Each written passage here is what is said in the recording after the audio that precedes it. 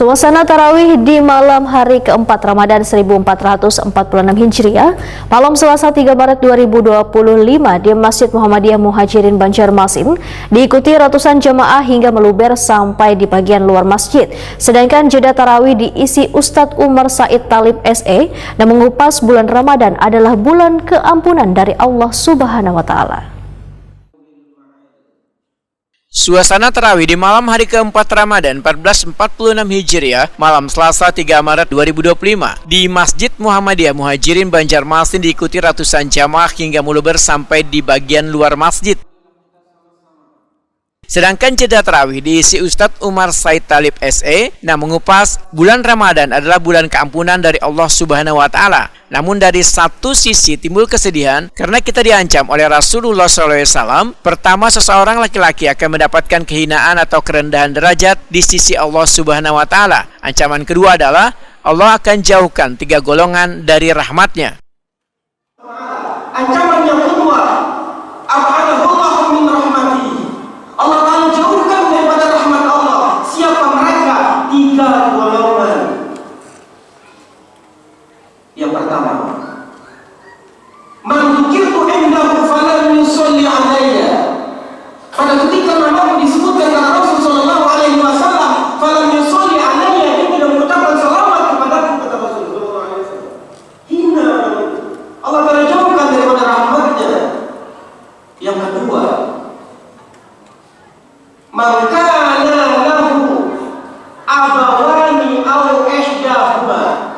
Barang siapa yang punya 2 orang tua atau salah satu daripada mereka, kemudian lam yabirrahuma au ihdahuma, dia tidak berbakti kepada orang tuanya atau salah satu daripada mereka, apa kata Rasul? Ab'adallah min rahmati. Allah Ta'ala akan jauhkan daripada rahmat Allah Azza wa Jalla. Akan Allah Ta'ala hinakan dia. Yang ketiga, man dakhala, barang siapa yang masuk ke Ramadan, barang siapa yang masuk kepada bulan Ramadan, falam yughfar lahu, kemudian dia tidak mendapatkan keampunan dari Allah Azza wa Jalla, ab'adahullahu min rahmati raghil ma'ani furujuli. Inilah sisi sedihnya kita. Ustadz Umar Said Talib menyatakan, kita harus berpikir, akankah pengampunan diberikan Allah Subhanahu wa Ta'ala kepada kita karena adanya ancaman yang telah diberikan oleh Rasulullah SAW. Untuk mendapatkan keampunan dari Allah Subhanahu wa Ta'ala, maka kita harus beriman kepada Allah dan beramal soleh. Supaya kita mendapatkan keampunan dari Allah Azza wa Jalla, 3 amalannya. Yang pertama, al-imanu billah wal amalus soleh. Yang pertama adalah beriman kepada Allah, yang kedua beramal soleh.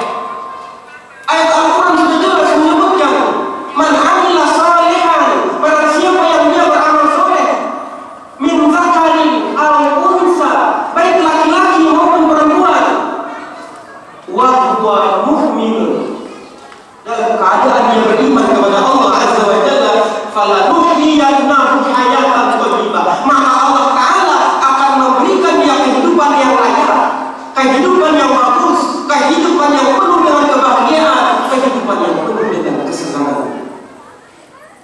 Sambungan ayatnya, wala najziyannahum ajrahum bi ahsani ma kanu ya'malun.